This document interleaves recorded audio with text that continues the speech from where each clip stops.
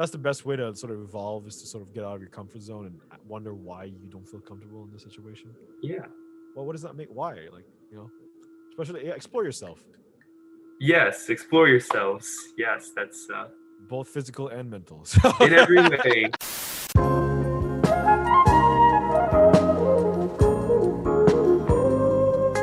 all right, welcome on to the Speakeasy podcast. I'm Daryl. And I'm Phil. And I'm sorry to say that this is going to be the final episode of the Speakeasy podcast. It's done. We've officially been canceled. Star is gone. You know what I mean? It's our finale, the grand finale. We've been blipped. No, actually, we're just gonna revamp the podcast. We're gonna integrate it with our film production crew company. Right. Slash- More of a rebranding of sorts. Exactly. So yeah, next week's episode, hopefully we'll go back to the main topic at hand, the topic of the whole Israeli Palestine oppression situation that's going on right now all over the world, and also expanding it onto different different races, because honestly it's not an isolated thing. It's very much a global issue that's been going on here, and a repetition as well. So with that being said, we'll this podcast will be a very light one, a light ending to the Speakeasy podcast. And yeah, this episode I wanted to talk about the idea of self-defense. And what was your idea of, well, do you think it's a good idea for kids especially to learn it from a young age as like a mandatory thing? Do you think it's So, I think I've said this before, but I would say that for women, for young girls, it should be mandatory.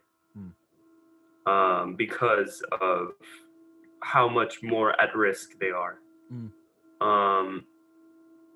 For boys, I would suggest it, but I wouldn't say it's as important. I do feel though, because a lot of people, especially for boys, our sort of mental health has been sort of neglected in terms of like talking about it. But the thing is, we're so much more a physical type beings that we don't really express it through words. We often express our emotions through action, in a sense. Right. That's why it's very hard to convince a guy to tell him about your feelings. It's a lot easier to tell a girl, hey, just talk about it, and they'll open up more. So I feel like self-defense is a good way as to not only be used to sort of protect yourself, but also because it teaches you discipline and also teaches you really important lessons like respect. Like when I was a kid, I did karate for a whole year, and I did also a little bit of boxing. So I learned a lot of mottos to respect your opponents and see them all as equals. Never underestimate your opponent. Never underestimate the other person. It's even though it's a conflict. There's a conflict between two parties. There's always a peaceful way to resolve it. Right. And sort of like the motto of most martial arts is to passively, not actively, like more of a harmonizing a harmony based sport instead of a chaotic based sport. Right. Well, a lot of them also focus on the artistic aspect. It's really a martial art because it's something that you practice. Yeah. And it's like performance art. Doing it is your art, and it appeases your mind and your soul to a degree. I feel that's a good assessment. What do you think? Do you think it's fair to integrate martial arts into the art realm as like definitely. I would say that it has its place. I would like group it with dance to a degree. Like an offshoot of dance that has a specific type of concrete application, but inherently it's the art of movement. Yeah, it's a very different type of art. It's not like I mean, I guess in a sense, the way I see it, all art is a form of expression and a release, in a sense. A lot of people use music or I don't know, movies to sort of escape their own reality or to let out their emotions. And so I feel like martial arts also is a very good way to do so. Would you ever try some? Yeah, definitely, yeah. What type would you think you would be most what would you gravitate more towards? More grappling Uh, based, striking based, sword based? What do you think? oh, well, if we're including sword play, But then do you consider fencing part of martial arts? um, I consider it more to the side. Okay. It's a sport of its own, I would say. I've done a bit of fencing, and uh, there are like similitudes, but not that much. It's really its own thing, I would say. Hmm. Um, I would consider swordplay a art of its own to a degree. Hmm. Um, but what I would say about martial arts is I'd probably be attracted to either a severely non-lethal one like Aikido, Okay. or otherwise maybe Kung Fu. Yeah. Yeah. I think yeah, there's a very big misconception about martial arts that's very like dangerous. Right. In a sense it is, but I mean, you drive a car every day. That's probably the most lethal weapon in ever man made that's legal. You know what I mean? Like you Yeah. drive down the Fair sidewalk enough. and decimate like a whole dozen people, and you just like, whoops. Yeah, it puts a lot of power in your hands, and that's dangerous. Yeah, So yeah, I do agree that I don't think that people doing martial arts makes people violent. I don't think that's I think that's the opposite though. I think it does. for a lot of people. It's to Yeah, cleanse yeah, some because often violence. it's a good way to let loose of your aggressions. I know, I did boxing for anger management, so you know what I mean. It worked for me, but What could work for you? but Um, yeah. what style did you practice? I mean, because for karate, I did the original. What was it? Because there's two sorts of there's two styles I think of karate, but I didn't know, I wasn't, I'm not really well versed on the actual. Maybe Shotokan? Yeah, I think so, but it's the non, because there's one where you spar and the other one you don't. Right. One's more like kata verse, like more actual dance where it's like Mhm. rhythmic movements, whereas the other one is very much like combat style. And Yeah. for boxing, I'm very much like, it's very it's freestyle. Well, not freestyle boxing, not kickboxing. It's very much like traditional, uh, boxing where you're in the ring and there's the there's literally like it's there's no, it's not really sparring. I didn't really do much sparring in it as well. It's more sort of like Right. technique based and learning the fundamentals, how to jab, how Right. to do a cross, how to duck and weave. And I developed my own style because of well, I mean, growing up, I really loved watching Manny Pacquiao, so it's like Mm. it's very much inspiration based sport. For in my case, I don't know. Right. I know a lot of people. That's how they get into more of a sports as well. You have an What do you idol. think about uh, rivalries between different styles? Because I have a friend who's really into kickboxing, Mm. right? And he often brags about, oh, he thinks that people who do karate are very weak, and that he can, always dismantle them. And he, like, there's like a kind of inner rivalry between a lot of Yeah, groups of disciplines. Yeah, different fighting yeah. Well, I styles. mean, a lot of people argue that jujitsu is probably the best style of Mm, fighting because it's in one-on-one combat. Most of the time, you'll end up on the ground. Like, yeah, striking is good, but at the same time, like, grappling is very much like, you know, it's fundamental because eventually you'll come close and then you'll take someone down and it's basically done out if you don't know how to do anything. But the thing is, I mm, feel like I feel like rivalries between sports the same thing as, like, in martial arts, as in like in tennis or badminton, for example, or say American football and in traditional football. It's very much like sort of the y- same thing. It's kind of like because I exceed at one sport, that means my sport is better than yours because I don't know. mm. It's a weird competition that sort of like pushes the genre, the discipline forward, but at the same time, it's kind of like a little bit of jealousy that lingers in there. Yeah, it's a bit restrictive to everyone playing nice to a Yeah, degree. What do you feel?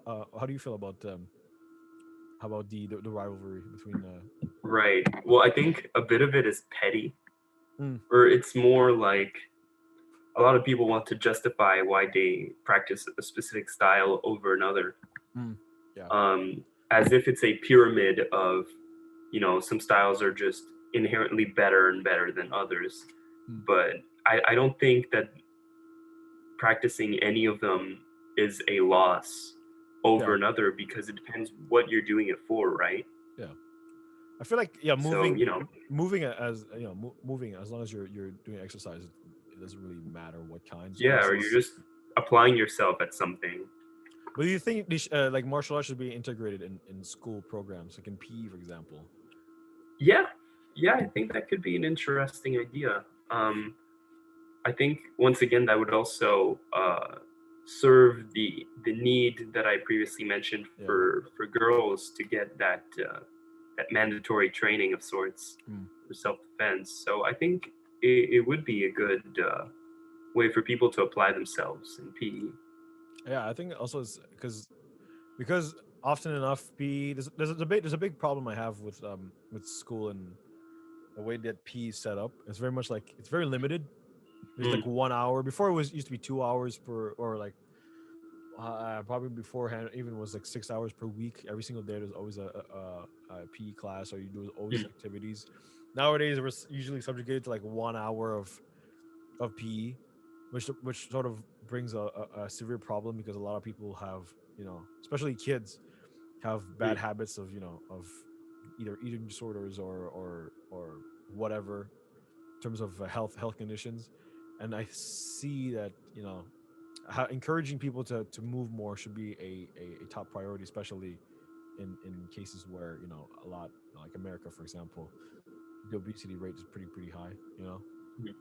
so I was thinking, integrating martial arts would also be a sort of a driving force for people to be really like into activities, physical activities, Mm. seeing as most of enough, well, kids love to fight anyways. Right.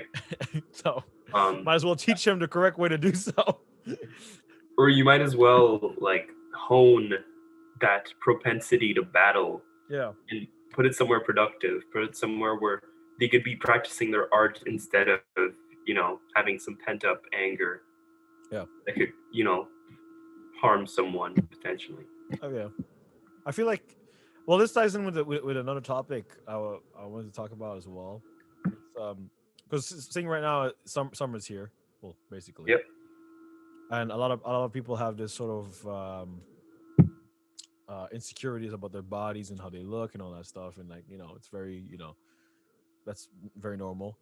But how do you feel about sort of, you know the way we go about in sort of I guess accenting, giving accent, or giving more sort of showing more a body image that we like, a stereotype that we try to idolize in terms of like, like six pack abs or whatever, or like a Right. glass hour was it glass was it Hourglass. Yeah. hourglass figure, that's the word.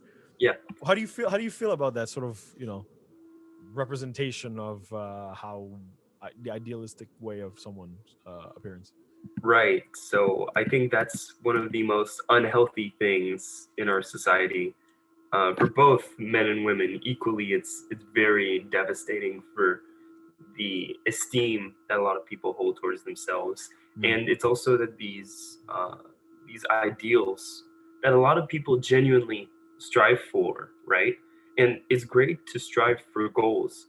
The thing is, sometimes there is a genetic limitation, or what you are shown is such a perfected, modified, yeah, concentrated version of that ideal that it is unattainable yeah, for 99.9% unless you have like great genetics and access to, performance enhancers, or you yeah, have a lot of time to spend to having like every, diameter at, like in those ads, yeah. for example.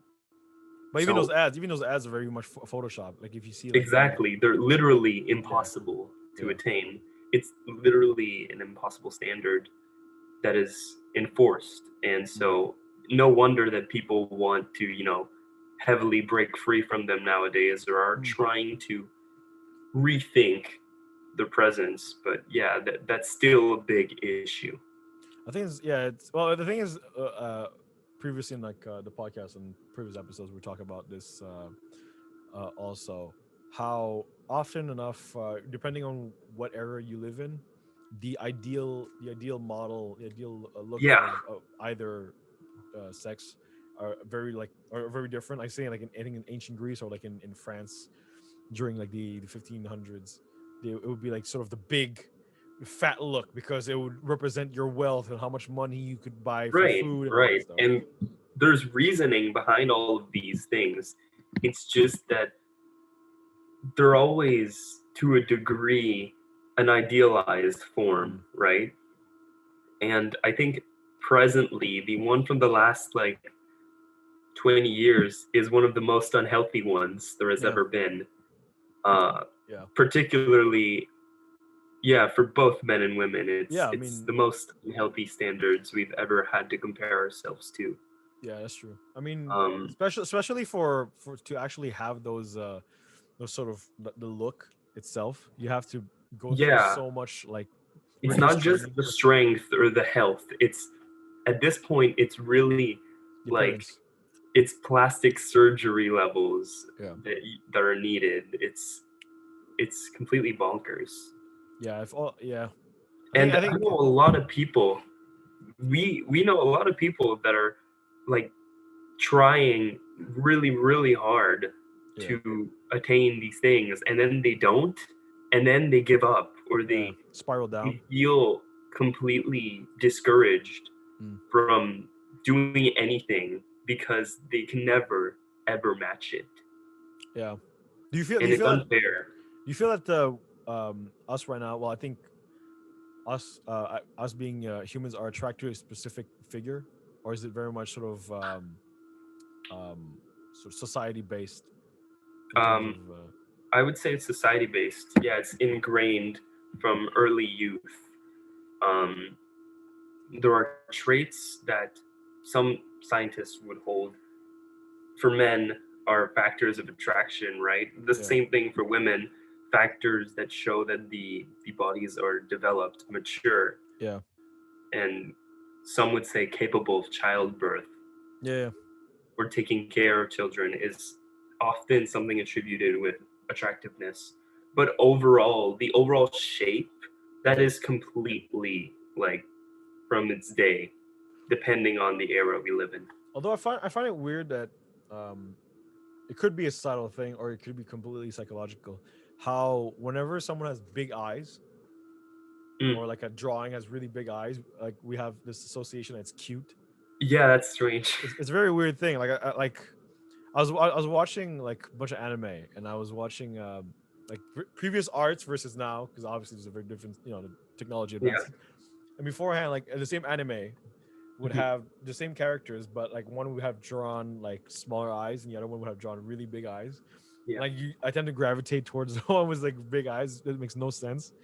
Like, why is it? This is so weird. It's the same It's character. also very freakish when you're not used to looking at anime Yeah, and you see the big eyes, or like those images where they decompose like elements of an anime face yeah, and how big the eyes are. yeah, The skulls of those people are terrifying.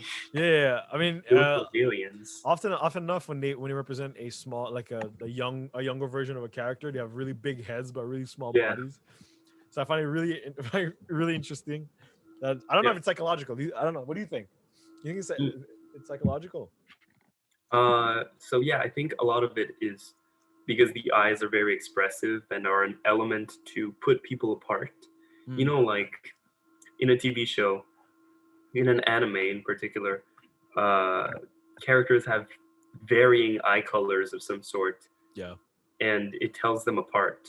yeah, That's the same thing for hair in anime. I think yeah. Hair color. Yeah, it's all about telling them apart. It's all about just quickly being like, don't worry, they're not the same person, even though they have the same bodies. Because that's another thing with anime is that everyone in one given show has the same body. There are exceptions, of course.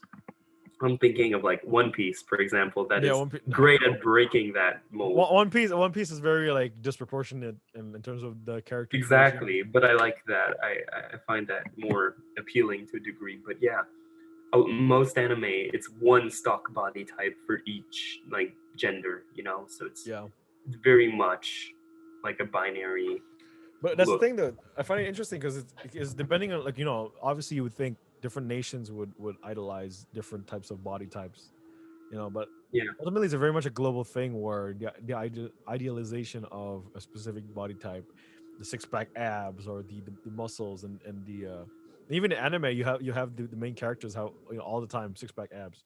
Um, I'll actually go against that statement by stating that specifically in Asia, being very, very thin is prioritized over having muscle, which is, kind of the opposite in the US right now.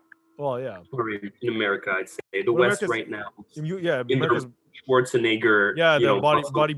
bodybuilder very much, yeah. Exactly. In Asia, it's way more, like the not girly boy, but you know what I mean. Yeah, like right? the more sort of The slim, effeminate. the slim sort of long hair type of Yeah, characters. but often like in Korean art, you see that it's these more effeminate boys that seem to be all the rage, and with girls too. It's not like it's everyone finds that appealing over there. So I would say it's not a unanimous thing. I would say that the muscle craze is very much a thing of the U.S. and the West. But it's something that they're both sort of very slim in terms of like there's low body fat. Yeah, that's a constant. So I'm agree. saying like it's like regardless of how much muscle you got, it's very much more like the idea of having six pack abs and having this sort of like this sort of regardless of like the proportions of the hourglass figure, it's still there. It's just in a more or less exaggerated format. So like in the West, it's very much like very big bust, very big. Yeah.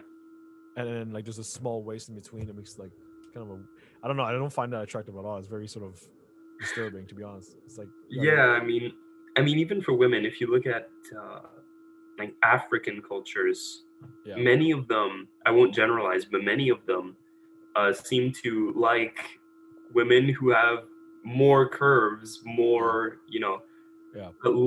less of the very, very thin type of ideal that we see in the West. I think that there's variations on that, but it's, the general hourglass figure, I suppose, comes back often. But yeah, I feel it's also a very overwhelming issue that's coming up right now is where the people are sort of controversial towards the idea of like encouraging people to exercise.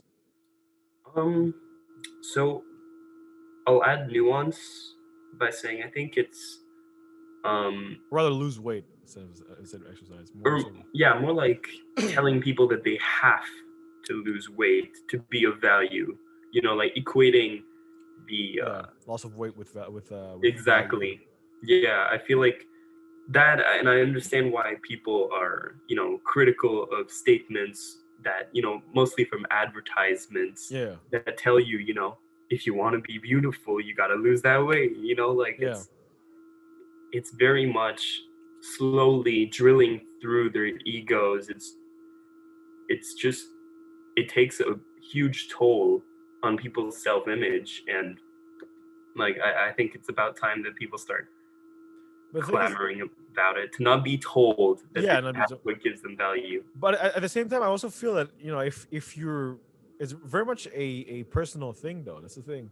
Unless you're more you're a model, which it's your job to look a certain way because you get paid for that. Granted, it's not healthy, but I mean, it's not healthy at all. And no work at all like will be healthy. Like construction site, the odds of you getting hit by a pole. Work is dehumanizing to a degree. So you cannot. That's why you're being paid, because you're being put in a uncomfortable position. But I'm saying like people in an everyday sort of sort of life. I feel like regardless of being told or not, it's ultimately your personal decision to give a shit or not. Yeah, though if you see constantly ads telling you that or people on social media, influencers telling Sure. you, that's the only way you're gonna get in a relationship, or that's the only way you're gonna Oh ever yeah, be liked. Like that's the type of ultimatum statements that, of course, I feel like deserve to be put into question. yeah, However, yeah. like I said, I also think like working out is a choice, and it should not be mandatory because it's not possible for everyone. Sure. A lot of people just aren't in a condition to do it anyways. Well, I mean, Um, I argue there's different types of workouts that could, yeah, as long as you fair move. enough. I mean, even like there are Paralympics. You know what I mean? Right, right, So yeah. I mean, like there's no like real excuse unless like you're really like you're paraplegic, and then sure. I mean, that's a whole Mm. different issue. But I I mean, think defining it as an excuse, however, is reductive because, like I said, there is no excuse. It's just you don't want to, yeah, and sure, that's valid, I suppose. Like it's working out can be really great. I'll attest to that. It's a really good thing for a lot of people. Um, and it's just that it's not for everyone. It's like any good pastime. I love reading, but sure. I won't say that people who don't read Are illiterate. are either that, or like I won't say that people who don't read aren't like as intellectually stimulated. No, there's Sure, many things they could be doing, and even then, it's how can I know that? it's true. Um, Although and I do feel though that there's a slight difference in terms of because a lot of people often use the reasoning of like I'm not able to do stuff because of I don't know, like I have very like weak joints, or you know whatever it may be. You have everyone has problems somewhere. So like yeah, I agree in a sense that using that as an excuse is not really a valid thing, seeing as you don't know anyone's circumstances. However, I do feel like a lot of people use like a minute setback and then sort of make it an excuse to be like, oh, you know what? I don't even need to do this, and then ultimately it would hinder their health. But then they start complaining about it. You know what I mean? sure, but I suppose then that at that point it's their choice, and the reason why they're complaining is because they're still comparing themselves to these impossible body standards Yeah. that are enforced towards everyone. So I think it still trickles back to those body standards. But um, one thing I can say too about workout culture is there's some really great people I've met at the gym. There's very helpful people, and there's also some terrifying people. Yeah. Workout culture has its ups and downs, and I think the downs are its connection to these impossible body images that some of the people, the gym nuts, and I don't mean to I'm sorry, we're generalize, calling you but out, you piece of shit. Yeah. no, Masara, the contrary. Masara, I can attest that he's a natty, but a lot of people that we see there, they're on PEDs. Yeah. Maybe it's not gear, but they're definitely on enhancement drugs, Yeah. a lot of them.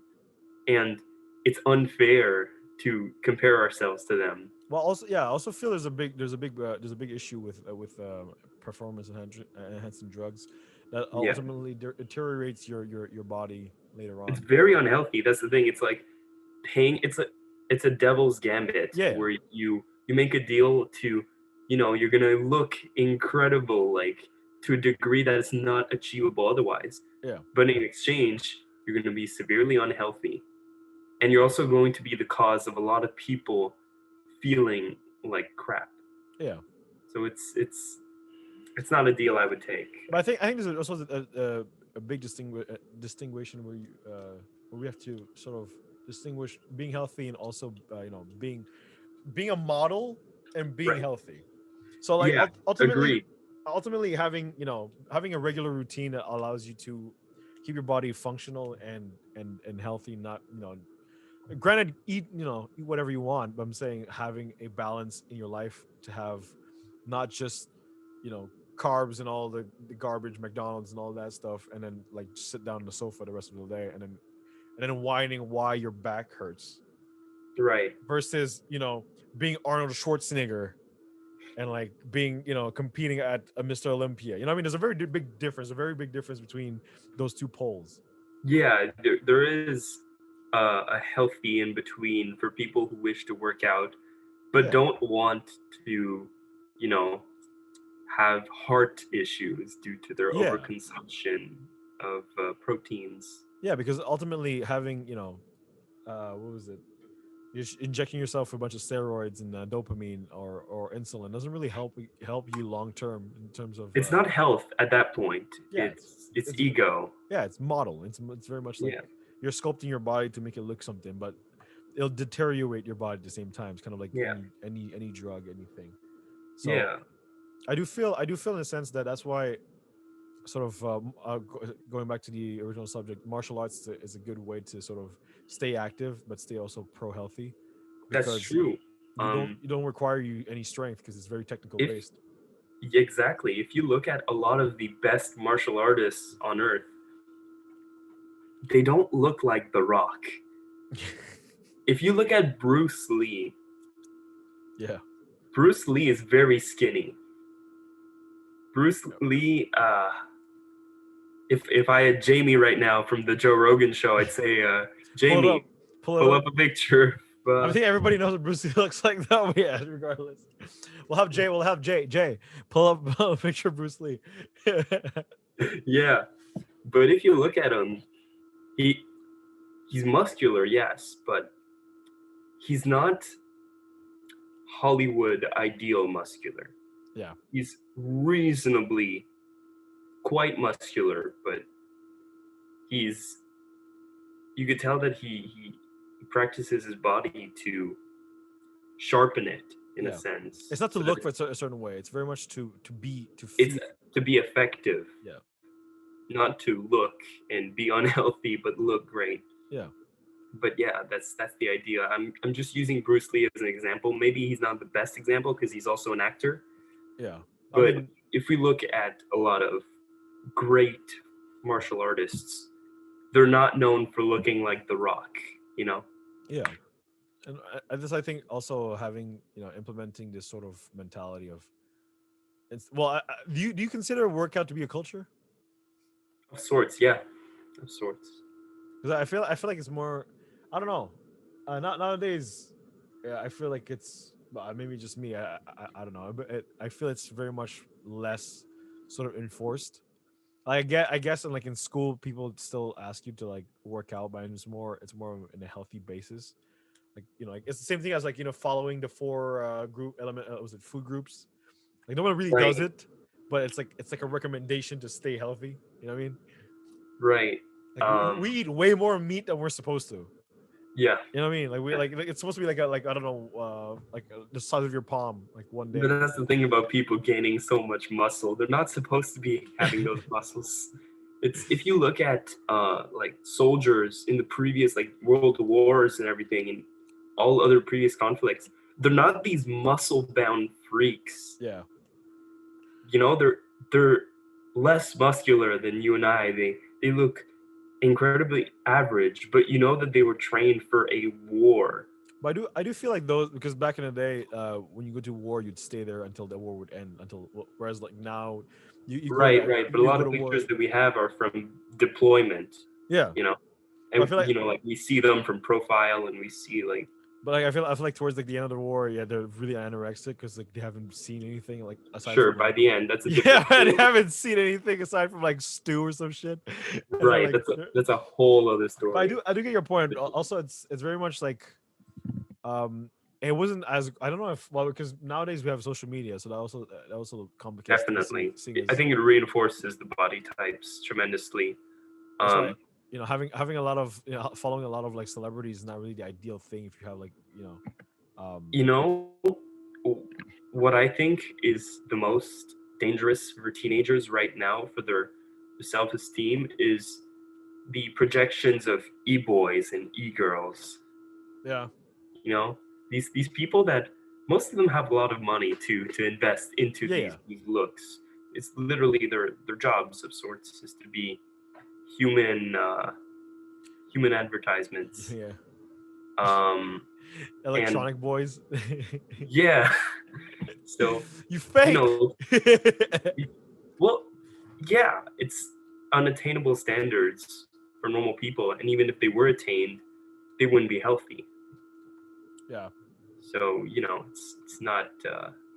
But I feel like especially a lot of like um people who have certain followers, they sort of like they also adapt a style that's sort of like that. You know how new waves of style always come in. Like the '80s was very much like Right. Arnie, and then nowadays we're very much more of like it's not Arnie anymore. It's very much more slim build type characters. The same thing with fashion. Like Yeah. no one wears boot cut anymore, but Right. everyone wears like skinny jeans. Yeah. And No one wears crop tops anymore. yeah, like it's very much a different style. So I mean, crop tops. Yeah, people still, Okay. No, maybe crop tops came back, but not for guys. I think. but it's I not. don't It's not know. like yeah. Oh boy, and then a super short shorts that show go all the way up to your inner thigh. Oh, You get marks whenever you run. Yeah, jeez. that's stress. That's yeah. Like, would you imagine that in the gym? Like, you just walk out, some dude has like basically underwear on, his ass is Yeah. jiggling and shit. You're going up to the cycling machine and you just see just a hairy boy with a crop top on with short shorts. You're like, yeah, I want to be like him. And I, Oh, that's another thing that you bring up. That's interesting. Is hairiness, body hair. oh yeah, That's something that is heavily modern capitalist society that's told us that having hair in specific areas is good and other specific areas is bad. yeah, That is completely a modern construct that we think has always been like that, but it's totally a new thing. yeah. Um, and I yeah, I do mean, feel as we get older though, we stop giving a shit, and so like that's a good thing, thank no, God. yeah, But no, like obviously as a kid, you're very much sort of enforced to sort of think this way, and you don't really you don't really know yourself, so you're kind of lost in thought. And often enough, people in their 20s, late 20s, that's where they sort of figure out who they are, and then towards their 30s, even then, they're still trying to figure out who they are, but they're yeah, it's slowly evolving. But I feel like eventually, once you hit like your maturity age, whatever that age may be, often enough you stop caring, and then you just like, well, if I like me. If you don't like me, I don't give a shit about you. I just right, which right, I think I think should be more enforced towards the younger age, because ultimately that's when everyone starts freaking out, depression goes up and stuff, and like yeah, you know you want to spend half your lifespan worrying about something that's completely mundane. Like, I right. mean, instead of learning learning new skill base, you're trying to fucking fix your nose job for like the price of your mortgage. Like, what? Yeah, it's worrying a bit. It's very. I think it's also it helps. Well, like you said, it's very sort of modern capitalism, because it sort of Yeah, it brings about more more people to the cosmetic industry and sort of yeah, yeah. You have to buy these razors. You have to buy this makeup. You have to buy this or that. I find it still outrageous that the fact that women have to pay more for razors than men Yeah, yeah. makes That's insane. It's incredible that they still get away with it. it's very much like it's very much capitalism in the sense that you advocate for a specific look that requires you to buy this product. Ergo, we will up in the price for this product for you to achieve this Yeah, goal. You know what I mean? yeah. Heightened market value, and it's because you know that women are even more pushed this image of being hairless, so they're even more like anxious. Yeah, They're willing to pay more. You know that. It's it's quite an interesting, like an intricate sort of system that has been built, been placed and created upon. it's a very well-oiled evil concoction. It's like, I was watching a short documentary about sort of the reason why CEOs and all of them get paid a lot more. It's basically so it talks more about business oriented affairs. So it's like sort of how ultimately business gains profit, Yeah. And a board of directors or the leaders of the company get to choose where the profit goes to. So often enough, back in the day, they would reinvest it into the company, so creating it, Right. revolving the company, and The also loop. Yeah. yeah, and also bringing back, like heightening the wages for the workers. But Mm. America's sort of system very much advocates for the use of buybacks, which is Yeah. kind of the same thing where like you basically buy your own share back so that the share goes is worth higher, and so you're like, oh Yeah. yeah, look, and then everyone, all the workers basically eat shit, and the company goes downhill very quickly because of Yeah. involved.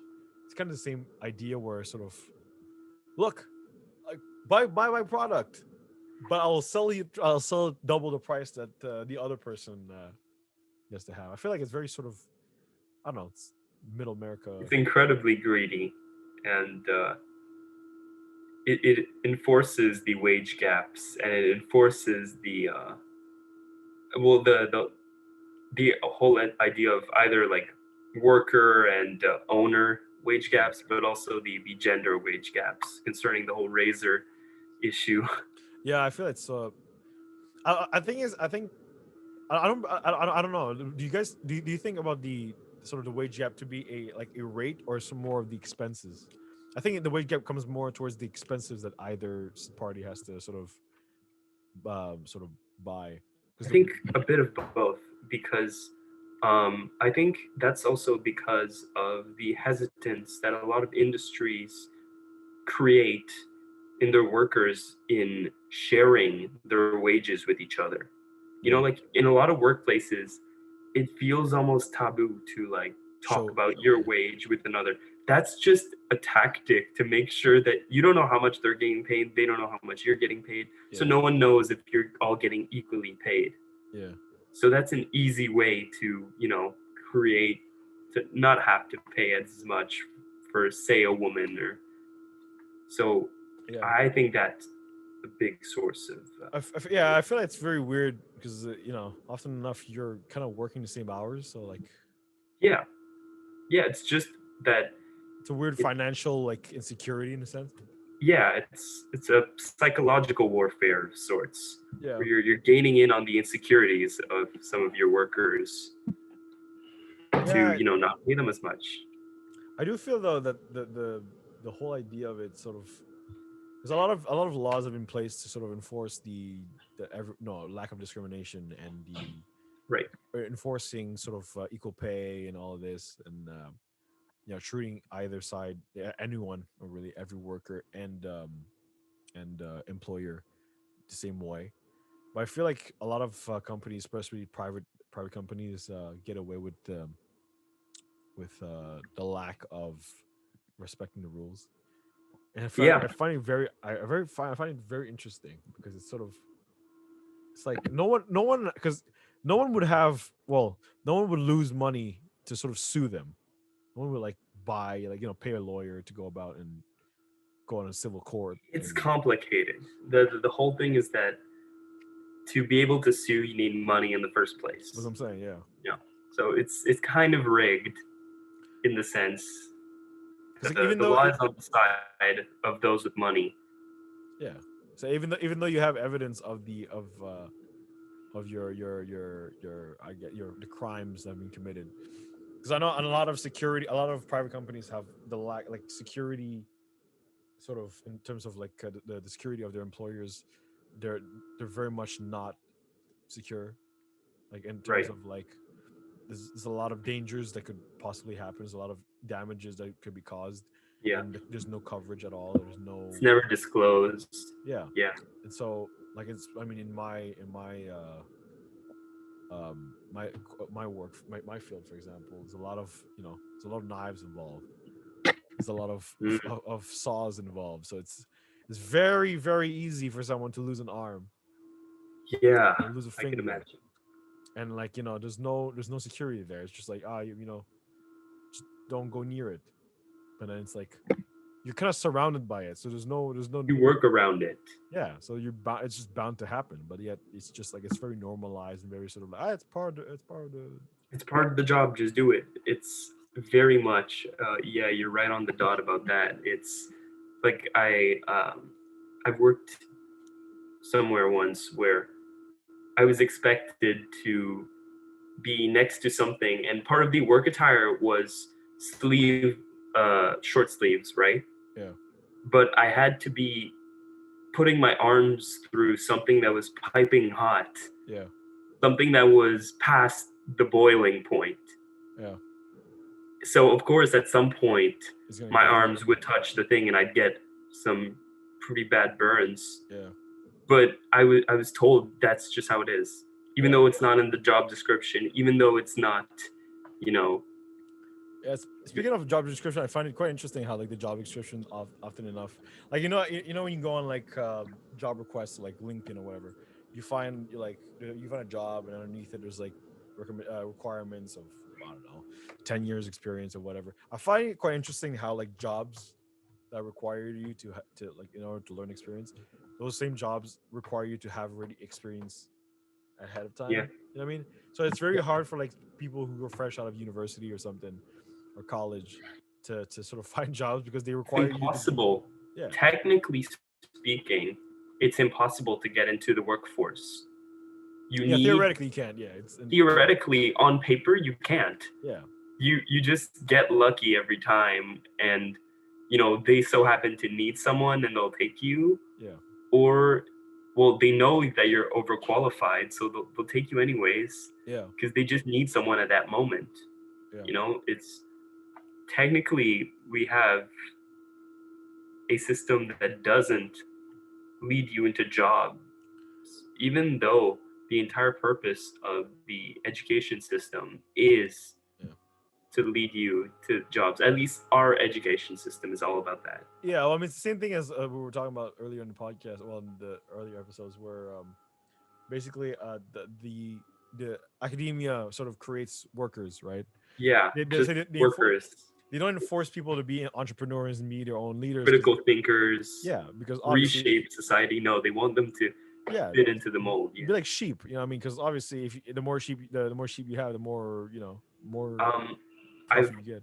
I've watched a really great video recently uh, by a school teacher who explains why grading is a terrible Yeah, system, and that it discourages critical thinking, and that it encourages just following grade. viewing your job as Well, drudging work that you just have to get through. it's true because especially in high school, whenever you go like, I feel like there's a lot of teachers. That's why there's the very strict teachers in just in terms of that they would stick to the curriculum and that's it. And there are very sort of passionate teachers who love Yeah, to overly educate and actually stimulate the kids. You can tell the difference. Often yeah, enough, the it's teachers you love are usually the ones who love teaching. exactly. It's funny how the very passionate teachers are often also the ones who are okay with you, branching a bit off from curriculum depending Yeah, on the circumstance, yeah, maybe offering you an alternate to your yeah. workload, Enforce and your also, curiosity. Yeah. yeah, and that really try to harbinge a passion Yeah. for the subject in you. Because I know, especially like in sciences, for example, there's a lot of everything's very meticulous. There's like Mm, steps to everything, and if you don't do the yeah, steps correctly to the T, it's very much like you fail, which I yeah, find it's quite follow interesting. manual. Yeah, I find it quite interesting because often enough science is based off of hypotheses. Yeah, and science is all everything we've ever discovered is due to mistakes. Yeah, it's through trial and error. Everything we've ever discovered was because of mistakes. And then grading us badly for mistakes is very antithetical in a class like science. Yeah, If we're talking maybe mathematics, one could make an argument, and even then I could make a counter argument to that, I feel. yeah, But science, taught the way it is just to create people who work in a department of yeah. science. And even though it's not even like actually thinking about it. Like often enough, half of the stuff that you learn, you don't really apply it to your workforce. You apply that little section that you've learned. Yeah, it doesn't. You know, Our American school systems, Western school systems, I suppose, or Americanized. don't create scientists. They create workers within the field of science. Yeah. They don't create a Nikola Tesla. They don't create Albert Einstein. Yeah. That's from their people's passion. Like that's from their own Yeah. personal baggage Well, that's relating enough. to it. That's why those type of people were often ridiculed for thinking such way, because it's sort of. So I feel like outliers are sort of like frowned upon in societies, that they sort of, people who have their own opinions of stuff, regardless of it being, either side of whether progressive or conservative. It's very much sort of like, what you why would you Mm, think that way? It's, remember like back in the day when like we first discovered, well, they first discovered that the earth wasn't flat, or it wasn't like yeah, the earth wasn't the center of the universe, or the sun wasn't the center of the universe, and then yeah, gravity and all that stuff. It's always the same thing. It's like, wait, that's outrageous. Like, what do you think? yeah. That's There's not always there will always be a group that will try to deter from progress, whether it be, progress of technology, social progress, progress of, restructuring the world, learning things about it. yeah. There will always be opposition to that. There's always been. And yeah, that's, I think that's a universal. Yeah, and also I think because progression, obviously, eventually, our progression right now will be conservatism later on. So it's gonna be quite interesting when we're all 60 and stuff, and we'll be considered the old man that don't know nothing. You know That's what I pretty mean? funny. So Um, yeah, it'd be really funny if the people that were called social justice warriors in 2016, in like 40 years, they're yeah, gonna be told neo Nazis. They're the neo Nazis. they're gonna be like, why are you so old fashioned? Why are you so conservative? Why You are you gotta be so more progressive. conservative? Be more progressive about stuff. But yeah, Yeah. I feel like it's ultimately evolution. But the thing that sucks about us is we're very much creatures of habit. Mm. So even within our own progression, we kind of just do the same mistakes in just different Well, circumstances. I feel like that can also be said of like the generation that are our parents. Yeah, A lot of them for their time were progressive, but then at some point it went a bit too progressive for them to understand, right? yeah, Both relating to technological progress and social progress, yeah. to a degree where they were like, I don't understand this anymore. Thus, they felt more alignment with conservative Well, values of sorts. I mean, like the same thing with us right now. When we a lot of debates often enough, like even in your 20s, you look at you know TikTokers. Mm. What? Hey, nobody want to be like no TikToker. Yet we started with Vine and YouTubers, basically the same thing. So you know Yeah, what I mean. that's So true. I, It's I very find it, hypocritical of us. yeah, it's very very hypocritical. So I find it quite hilarious how it's like the next generation will be like, oh, bro, back, TikTok was fire, and the next thing will be like, yo, Yeah, what is that shit? That's garbage. But I feel like it's sort of yeah, it's clinging always on to like that. it's sort of clinging on to our nostalgia of what was nice for us. Yeah, It's kind of like, no, these are my memories. This is way better than right. My now. memories were the good ones. These new things are just aberrations. That's Yeah, I it's a, think that's a thing across all of history that we're doomed to repeat. yeah. But So I think, some of us, I feel, have enough hindsight. Like there's some people I feel like are capable of realizing this and freeing themselves from any stigma. yeah, Like there's some like fairly elderly people that totally are like very very progressive yeah. socially, and they're willing to interact with technology, and they just say, oh yeah, it's new stuff. Like They don't think about it too much, they don't hold, they I don't guess, hold a grudge yeah, of I guess sorts in a sense, yeah. towards progress. Or it's more they don't cling on to the past in a sense, because Yeah, often enough we have like this sort of weird ego thing that we have where we're sort of like, no, like my experiences are way better than yours, but you kind of forget that we're sort of like everyone goes through the same thing. It's just yeah, it's just like literally everyone goes through. their 20s. Everyone hits their 30s eventually. Everyone hits their 40s.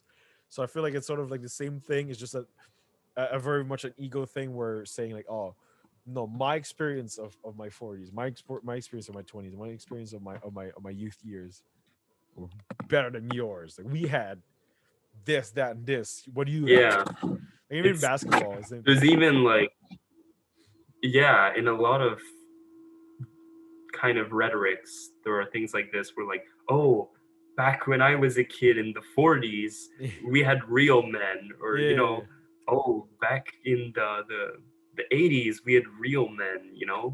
It's we have that rhetoric often. We have a lot of those.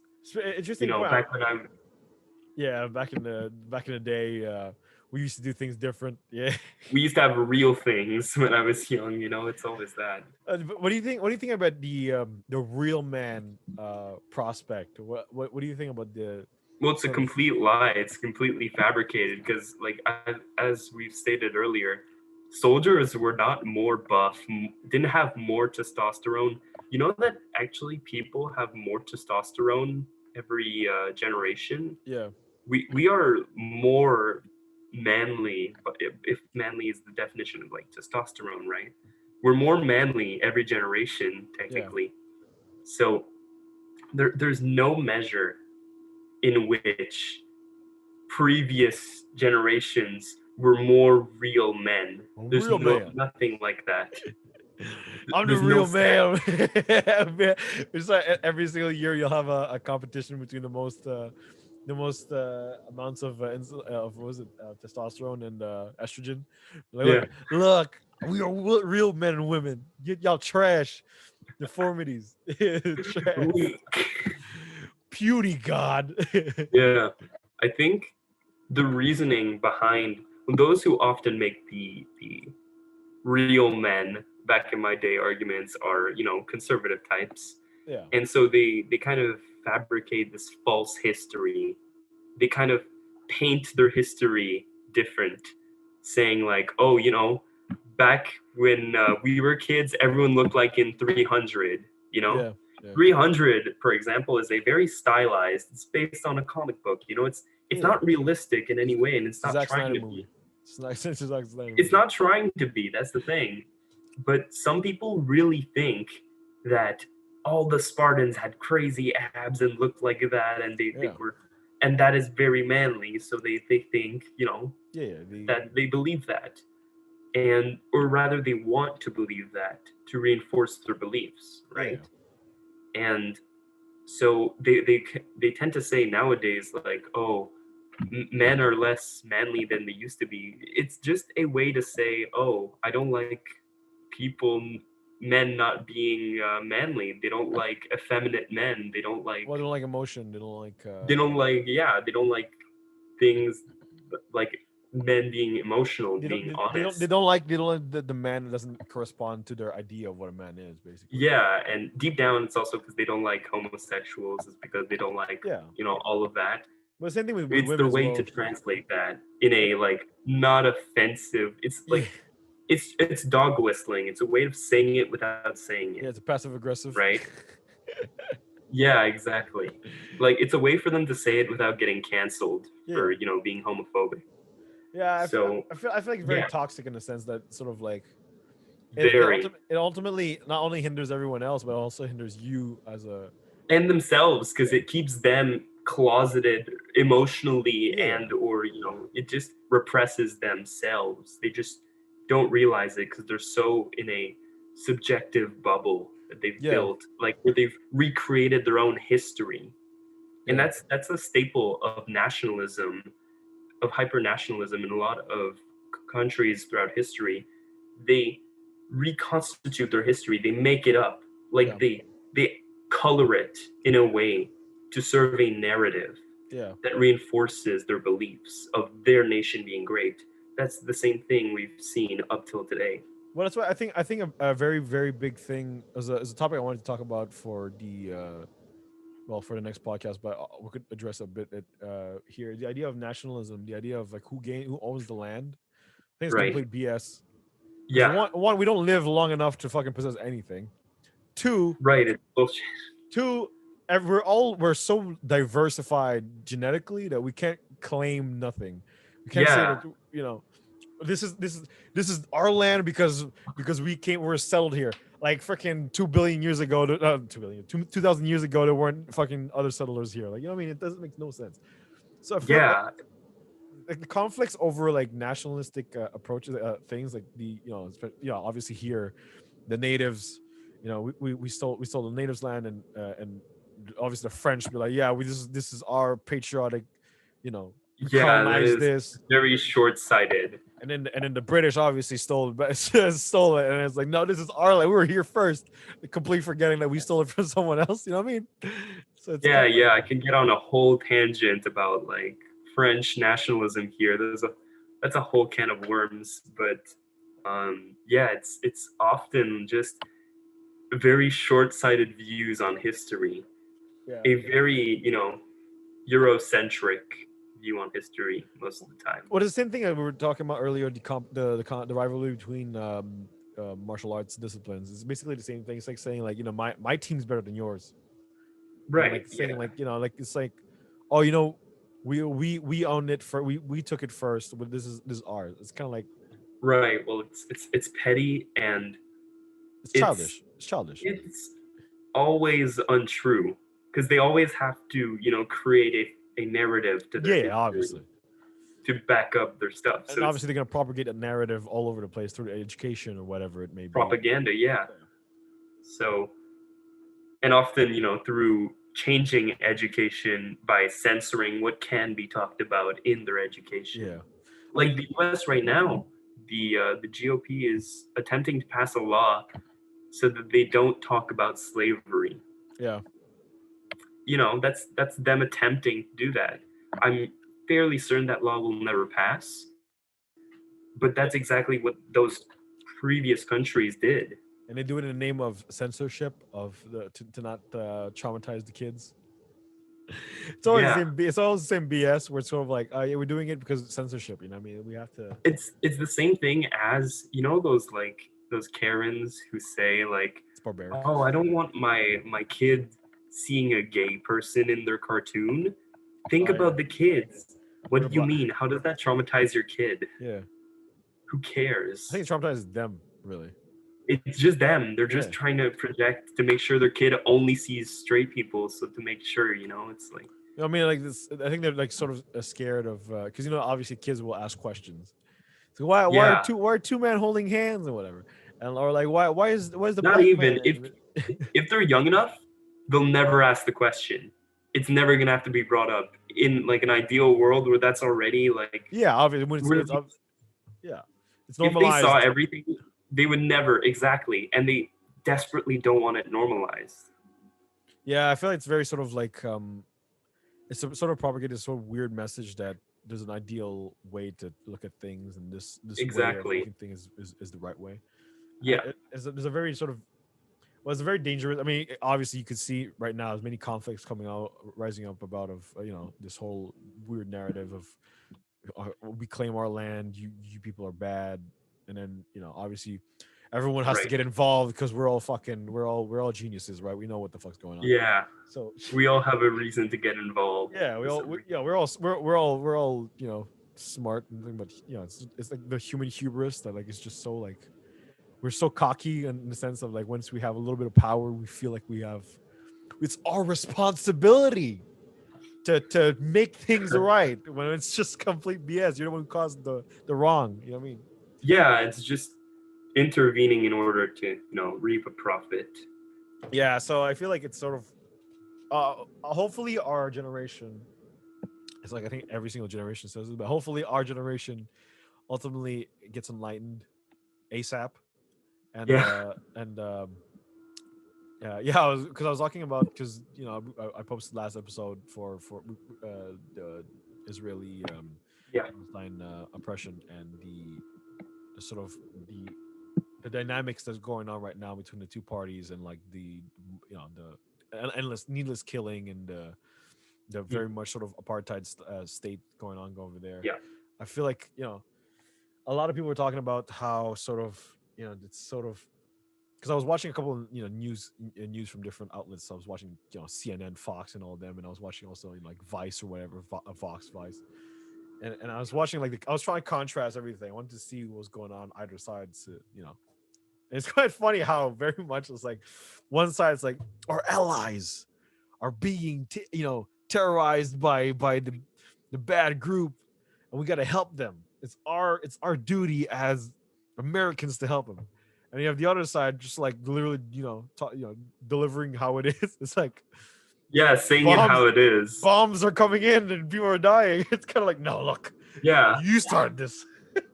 One side is literally telling facts, like listing factual information, and the other is trying to do fear mongering Yeah, by appealing to the emotion of these false narratives that they create, by restricting the narrative to, very specific elements. yeah, and I think the sad part about it is because obviously the older generation are very sort of accustomed to watching a specific outlet of Yeah, news, exactly. and so they tend to they're more lenient to think a certain way specifically towards the general newscasters saying fucking terrorist bombing whatever, and sort Right. of whereas us we're very much more towards the because we're very much sort of politically not politically I mean sort of socially social politically involved in like protests and all that stuff.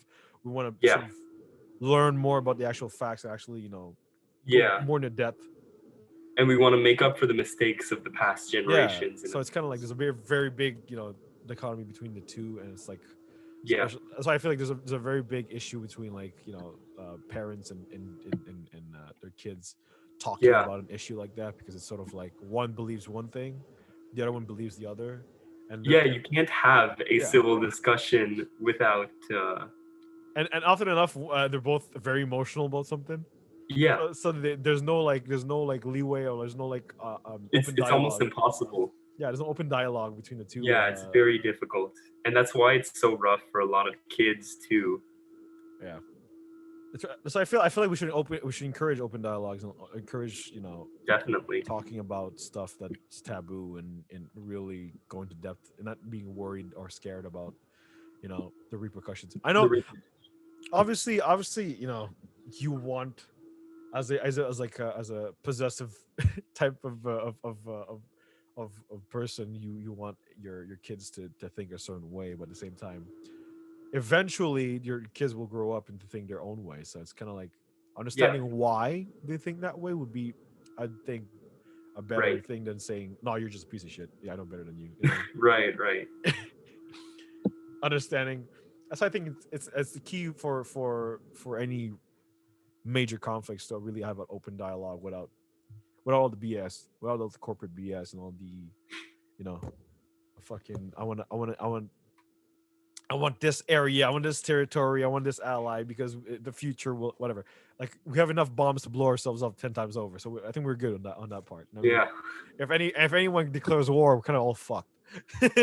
yeah, forget about whose allies is who's. All once the bombs go down, we're all kind of fucked. So it doesn't matter who yeah, your ally is, we're all burning. So I feel like yeah. Everyone burns equal. we should all sort of talk about it very much in a open manner and really understand both sides of the story and really not sort of censoring it and really sort of talk about it in terms of Right. it's kind of the same thing as the Black Lives Matter. Really talk about it instead of like saying like, oh, Yeah. In fact, to make it all come full circle for the Speakeasy podcast, I'd affirm that that's what we've been doing in a sense, keeping we're hoping. an open, We're yeah, hoping. well, attempting to have an open dialogue uh, to discuss ideas that could be taboo, Yeah, any kind of ideas that we wish to, yeah. I've and heard a couple of well, I heard from some people from my work are supposed very nationalistic as I talk about beforehand. Oh, and they sort of running. Oh, they were talking about how sort of minorities or relatively black people are sort of they're not as smart as the great Aryan race, and obviously smart is very relative. yeah, we've talked about that too on the podcast. Yeah, What's so funny is that Now we can start referring to our own podcasts for all of our Yeah. talking points. Yeah. So. But yeah, this really is a full circle. Yeah. It's very much the end episode, final episode. We started off with just me and Phil at the original Speakeasy podcast, and I think full circle. Exactly.